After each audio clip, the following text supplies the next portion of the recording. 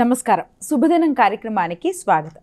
మేషరాశి నుంచి మీనరాశి వరకు ద్వాదశ రాశుల వారికి ఈ రోజు ఏ విధంగా ఉంది, నేటి పంచాంగం ఏంటి, నేటి వైశిష్ట్యం ఏంటి ఇత్యాది అంశాలు తెలియచేయడానికి మనతో పాటు స్టూడియోలో సిద్ధంగా ఉన్నారు విశ్వవిద్యాలయ అగ్రశ్రేణి తొలి మహిళా జ్యోతిష్య వాస్తు పట్టభద్ర, పంచాంగకర్త, జ్యోతిష్య మహోపాధ్యాయ, జ్యోతిష శాస్త్రంలో PhD గోల్డ్ మెడలిస్ట్ అయినటువంటి డాక్టర్ ఈడుపుగంటి పద్మజారాణి గారు.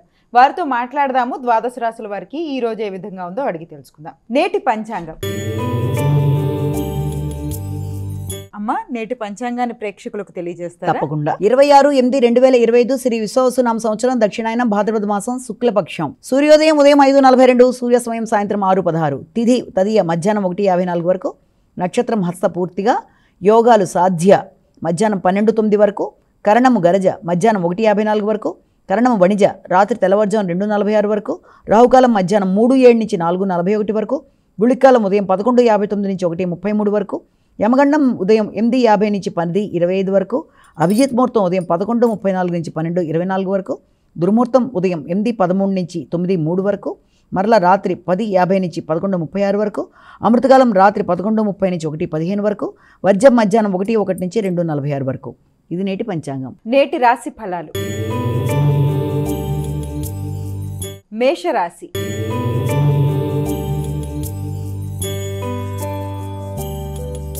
అమ్మ, మేషరాశి వారికి ఎలా ఉంది ఈరోజు?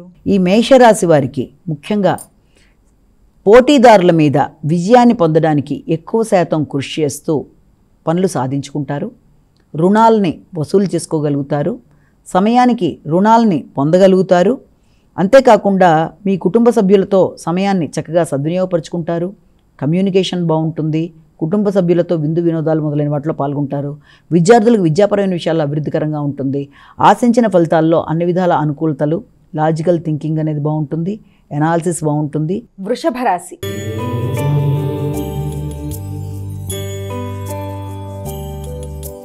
అమ్మ, వృషభ రాశి వారికి ఎలా ఉంది ఈరోజు? సంఘంలో గుర్తింపు, గౌరవం కోసం చేసే కార్యక్రమాల్లో వ్యక్తుల సహకారాన్ని కోరుకుంటారు. ప్రియమైన వ్యక్తులతో అభిప్రాయ భేదాలు రాకుండా తగిన విధంగా జాగ్రత్తలు తీసుకోవాలి. అలాగే మీ ఉపాసన బలాన్ని పెంచుకునే విధంగా కృషి చేయాలి. ముఖ్యంగా కమ్యూనికేషన్ విషయంలో తగిన విధంగా శ్రద్ధ తీసుకుంటూ ముందుకు వెళ్ళాలి. లాజికల్ థింకింగ్ మిస్ కాకుండా జాగ్రత్తలు తీసుకోవాలి. అలాగే వ్యక్తుల యొక్క సహకారాన్ని ఆకస్మికంగా కోరుకోవడం, అలాగే మీ యొక్క సహకారం అవతల వారికి ఇచ్చి తగిన విధంగా మీరు పనులు సాధించుకోవడం మొదలైన వాటికి అనుకూలమైన సమయంగా కూడా దీన్ని మనం భావించవచ్చు. మిథున రాశి.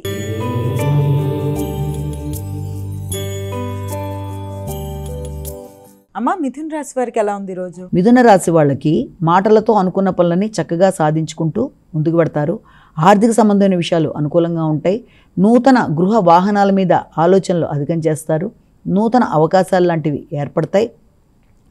అంతేకాకుండా సంతానం అభివృద్ధి పరంగా ముందుకు పెడుతుంది. వారి యొక్క కమ్యూనికేషన్ స్కిల్స్ అనుకూలంగా ఉంటాయి. వృత్తిపరమైన అభివృద్ధితో వాళ్ళు ముందుకు వెళ్ళడం, చేసే పనిలో మీ క్రియేటివిటీ పెరగడం, ఆలోచనలు అనుకూలంగా ఉండడం, అన్ని విధాలా అనుకూలమైన సమయంగా దీన్ని భావించవచ్చు. కర్కాటక రాశి.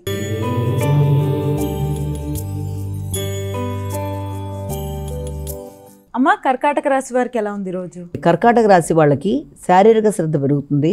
ఆలోచనలలో లాజిక్గా ఆలోచించుకొని నిర్ణయాలు తీసుకుంటారు. కానీ మాటల వల్ల విభేదాలు వచ్చే అవకాశం ఉంది కాబట్టి తగిన విధంగా జాగ్రత్తలు తీసుకోవాలి. అలాగే కమ్యూనికేషన్ విషయంలో కానీ, రైటింగ్ స్కిల్స్ పెంచుకునే విషయంలో కానీ ముందుంటారు. చక్కగా రాసి అనుకున్న సమయంలో అనుకున్న పనులు కంప్లీట్ చేసుకుంటారు. జర్నలిజం రంగంలో ఉండే వాళ్ళకి, రైటింగ్ స్కిల్స్ పెంపొందించుకునే వాళ్ళకి, గ్రాఫాలజీ మొదలైన రంగాల్లో ఉండే వాళ్ళకి చాలా వరకు అనుకూలమైన సమయంగా దీన్ని మనం భావించవచ్చు. సింహరాశి.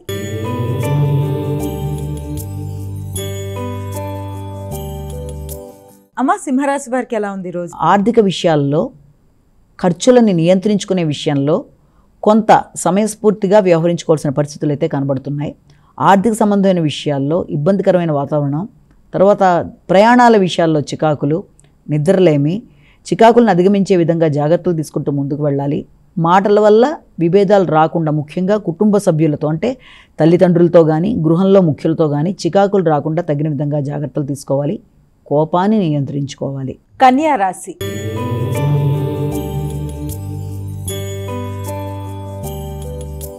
అమ్మ, కన్యా రాశి వారికి ఎలా ఉంది ఈరోజు? ఆర్థిక వ్యవహారాలు అనుకూలంగా ఉంటాయి. ఆకస్మిక ధనం రావడం, ఆ ధనాన్ని సరైన విధంగా భూముల మీద కానీ దేని మీద కానీ పెట్టడానికి ఎక్కువ శాతం కృషి చేయడం అనేది, అలాగే తోబుట్టువులతో కానీ మిత్రులతో కానీ మాట పట్టింపుల్ని అధిగమించే విధంగా జాగ్రత్తలు తీసుకుంటూ ముందుకు వెళ్ళాలి. చమత్కారంగా మాట్లాడి ఆర్థిక విషయాలను పెంపొందించుకుంటూ తగిన విధంగా దాన్ని ఏ విధంగా వృద్ధి పొందించాలో ఆ విధంగా ఆలోచనలు చేస్తారు. బంధుమిత్రుల సహకారం బాగుంటుంది. తల్లితర బంధువులు సహకరిస్తారు. కుటుంబ సభ్యులతో కలిపి మంచి సమయాన్ని ఉపయోగించుకుంటారు. తులారాశి.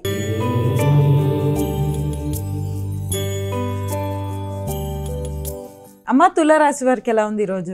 తులారాశి వాళ్ళకి నిద్రలేమిని అధిగమించాలి. స్ట్రెస్ లెవెల్స్ అధికంగా ఉంటాయి.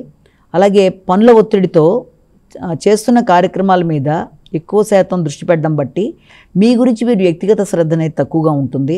అలాగే వ్యాపార వ్యవహారాల్లో మీతో ఉండే వ్యక్తులతో కానీ మీ యొక్క గ్రూపులో ఉండే వారితో కానీ ముఖ్యంగా స్త్రీలతో కానీ విభేదాలు రాకుండా మీ పై అధికారులతో జాగ్రత్త వహించాలి. అలాగే మీ యొక్క తండ్రి, పెద్దలు మొదలైన వారితో కలిపి కొన్ని కీలక నిర్ణయాలు తీసుకుంటారు. విద్యార్థులు విద్యా సంబంధమైన విషయాలు అనుకూలంగా ఉన్నప్పటికీ దాని మీద సరైన విధంగా దృష్టి సారించి సరైన కృషితో అనుకున్న ఫలితాలు సాధించాలి. వృశ్చిక రాశి.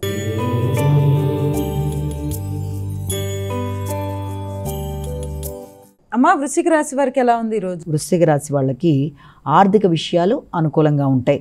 ఆర్థిక పెట్టుబడుల కోసం చేసే ప్రయత్నాల్లో పెద్దల సహకారం బాగుంటుంది. గురువులు పెద్దల్ని సంప్రదిస్తారు. వారి యొక్క ఆశీస్సులు తీసుకుంటారు. ఆధ్యాత్మిక ఆలోచనలు అనుకూలంగా ఉంటాయి.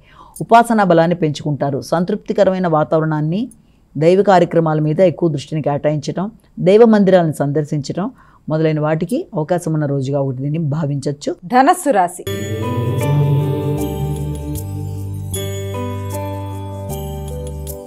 అమ్మ, ధనస్సు రాశి వారికి ఎలా ఉంది ఈరోజు? వృత్తికి సంబంధించిన విషయాలలో కొంత చికాకులు అనేవి అధికంగా ఉన్నాయి. అంటే వృత్తి చేసే ప్రదేశాల్లో కానీ వృత్తి కొరకు ప్రయత్నం చేసే సందర్భాల్లో కానీ కొంత అసంతృప్తులు, ఆకస్మిక చికాకులు, అనుకోని విరోధాలు, విమర్శలు మొదలైన వాటికి అవకాశం ఉంది కనుక వీలైనంత వరకు అలాంటి వాటికి దూరంగా ఉంటూ విమర్శనాత్మకమైన సమస్యలు వస్తున్నప్పటికీ కూడా జాగ్రత్తగా మౌనం వహిస్తూ తగిన విధంగా జాగ్రత్తలతో ముందుకు వెళ్ళడం బట్టి మానసిక ప్రశాంతతని పెంచుకోగలరన్న విషయాన్ని ఇక్కడ మీరు గుర్తుంచుకోవాలి. మకర రాశి.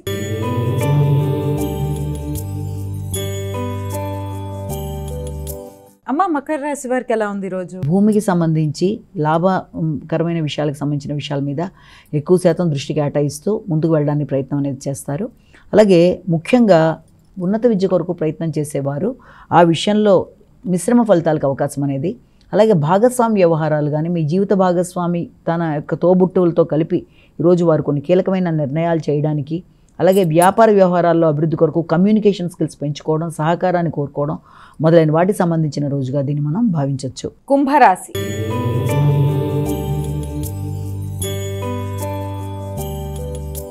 అమ్మ, కుంభరాశి వారికి ఎలా ఉంది ఈరోజు? ఆరోగ్య విషయంలో కానీ, డ్రైవింగ్ విషయంలో కానీ, పోటీదారుల విషయంలో కానీ, ఇతరులు ఎవరైనా ఇబ్బంది పడడానికి చేసే ప్రయత్నాలని కానీ మొదలైన విషయాల్లో తొందరగా రెస్పాండ్ అయ్యి దానివల్ల ఇబ్బందులు కొని తెచ్చుకోకుండా ఎలాంటి సమస్య ఎదురైనా జాగ్రత్తలతో ముందుకు వెళ్ళాలి. అలాగే మానసిక ఆరోగ్యాన్ని పెంపొందించుకోవాలి. మెడిటేషన్ మొదలైనవి చేయాలి. అనవసరమైన ఖర్చులు, అలాగే మానసిక చికాకులు మొదలైన వాటిని అధిగమించే ప్రయత్నాలు లాంటివి చేయడం, రోగనిరోధక శక్తిని పెంపొందించుకోవాలి. అనవసరమైన వ్యక్తులతో విభేదాలకి వీలైనంత వరకు దూరంగా ఉండాలి. ఏ రకమైన వివాదాల్లోకి వెళ్లకుండా జాగ్రత్తలతో ముందుకు వెళ్ళినట్లయితే సమస్యలు ఎలాంటివైనా వాటిని అధిగమించడానికి అన్ని విధాల అనుకూలత ఏర్పడుతుంది. మీ యొక్క బంధువర్గంతో కూడా కొంత మీరు ఆచితూచి వ్యవహరించడం, వారి సలహా సంప్రదింపులు తీసుకున్నప్పుడు కూడా వీలైనంత వరకు జాగ్రత్తలతో ముందుకు వెళ్ళడం బట్టి ఎలాంటి సమస్యనైనా అధిగమించగలుగుతారు. మీనరాశి.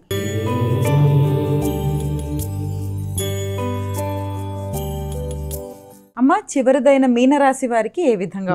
మెయిన్ రాశి వాళ్ళ విషయాన్ని కనుక మనం తీసుకున్నట్లయితే మెయిన్ రాశి వాళ్ళకి ముఖ్యంగా సాంఘిక సంబంధాల విషయంలో, అలాగే మీ యొక్క క్రియేటివిటీ విషయంలో, మీ యొక్క సంతాన వర్గానికి సంబంధించిన విషయాల మీద ఎక్కువ శాతం దృష్టి కేటాయిస్తారు. రైటింగ్ స్కిల్స్ని పెంపొందించుకోవడానికి ప్రయత్నం చేస్తారు.